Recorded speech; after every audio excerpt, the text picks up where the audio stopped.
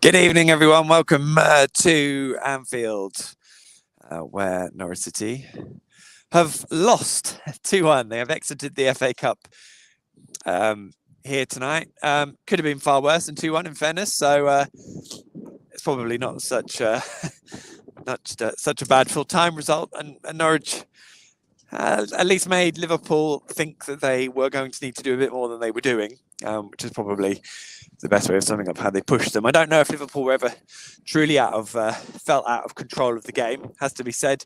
They were 2-0 up at half time. As soon as they went 1-0 up, both goals scored by Takumi Minamino, both really well taken. Norwich had competed quite well up until the first goal. But they defended that quite poorly, I thought. And so did Dean Smith. And they just all got dragged towards the ball, really, and it left Origi completely free. I mean, I've watched it a few times back, and maybe it was just the fact that there were changes in defence that left them short, and maybe slightly rusty in terms of competitive edge at that point. But it seemed to be, it seemed to get dragged out a little bit, and it meant that Ben Gibson came across one, which left Divock Origi free. Which meant Nunes had to come and close him down because he was basically 6 yards out, and that left Minamino free behind him to take a touch and finish. And then it was 2-0 shortly after, where again Norwich tried to defend the corner. Gibson flicks the ball on. Minamino's free at the far post. A different goal in Dean Smith's eyes to the one they conceded late on against Southampton, mainly because Southampton had Norwich had left an extra player up because they were chasing the game late on. And obviously the positions were very different, but it was interesting to get his view on that because you can sort of see the correlation, but they were quite different scenarios. It is a brilliant finish. It's just a frustration, I suppose, in that situation. He can take that chance, and obviously for Norwich it takes a lot more effort, because the thing about tonight, actually, I thought probably on chances Norwich probably had much better ones. I think if you compare it to the league game, obviously Liverpool had a vastly changed team. It's much closer to the team that beat Norwich in the EFL Cup earlier in the season than the one that beat them in the league here 10 days ago, or whenever it was. Mane came on late, but there's no Salah, and Diaz only came on late. But Liverpool didn't really create the chance volume, or really golden chances that I can recall all game. They were just a bit more clinical with what they did have, and obviously they did that in the first half. Norwich actually created a bit. Again, Teemu Pukki had a good chance that he dragged wide in the first half. It was a really good chance.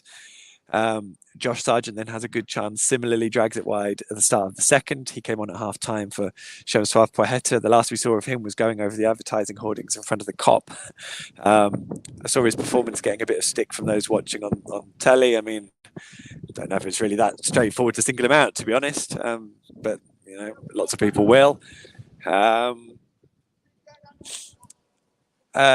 yeah, hopefully it's okay, but Josh Sargent had a great chance just to start the second half, and an even better one with his head just after Norwich Dean Smith made a triple substitution, and Norwich got themselves back into it thanks to Lucas Rupp's strike. And I thought Lucas was probably Norwich's best performer on the night. For me, he starts on Saturday because I just think in terms of the midfield dynamic, he can do a few things that others can't. He retains possession quite well. I like the spaces he was picking up quite high up the pitch, so he could win the ball back and also then be high up enough with Teemu and Milot ahead of him to get his head up and play people in. So, to me, he has to start. He came off with a bit of cramp, which is not a surprise because it was his first start since December. But I think Dean Smith really likes him as well, so I wouldn't be surprised if Dean Smith does start him on Saturday. We will see. At this point, I'll get my plug in. I did speak to Lucas Rupp last week, so if you get the chance, give the interview a read, because it was great to speak to him and learn about him, because he's been here 2 years and I feel like I didn't really know him at all. So that was good. I can't really tell what the real Norwich is here, and obviously we've got such huge games coming up in the Premier League. Brentford at home. They now have to play Chelsea on the Thursday before heading to Leeds on the Sunday. It seems to be quite a disgrace how that has worked out, really, to make that so difficult. And then Norwich have got 3 weekends without a game, I think, pretty much. So very, very surreal, really, with all of that. And it does Norwich few favours, but ultimately they can't really do anything other than get on with it and just try and take the points that they can, because they're probably going to need to win 2 of those 3 games at least.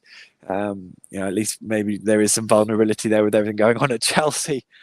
And they made hard work of Luton today, so we'll see. But Norwich have exited both cup competitions to Liverpool this season, probably with few complaints, really.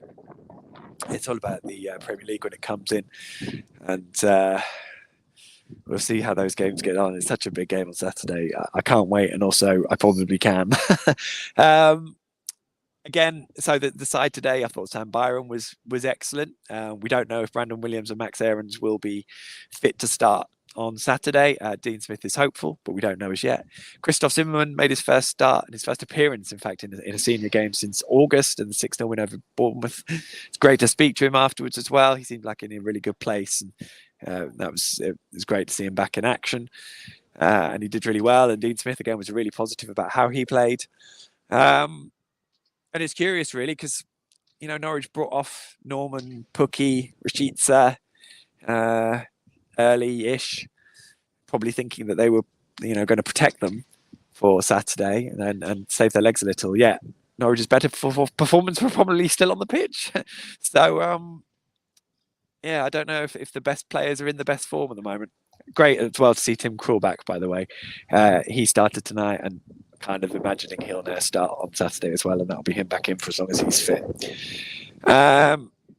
And then the only thing I should probably flag up is John Rowe had a great chance. Probably the first time we've really seen what he can do. It was a great little moment where he stood James Milner up and fired a shot on target that Alisson really had to do well to turn around. So more of that, John, when you get the opportunities, would be great. Right, I woke up this morning and I wasn't sure whether this trip would be worth it.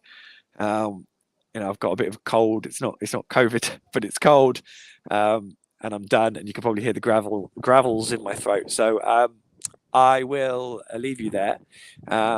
It is what it is. It's late. We'll see what it means going forwards. But ultimately, it's just a huge game on Saturday. Can't wait for that. We've seen enough of the score, haven't we? That's the FA Cup done for this year. Short and sweet, this one. Take care of yourselves and each other. Please, in these times, and look after your minds. Something I need to do better, probably. And yes, on we go. I will see you at Carrow Road on Saturday. I've been here at Anfield twice in the time since I was last at Carrow Road, so I'll be looking forward to a slightly shorter shift.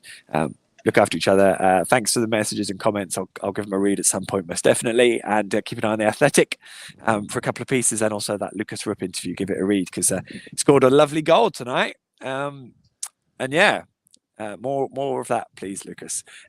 Right. Have a lovely evening.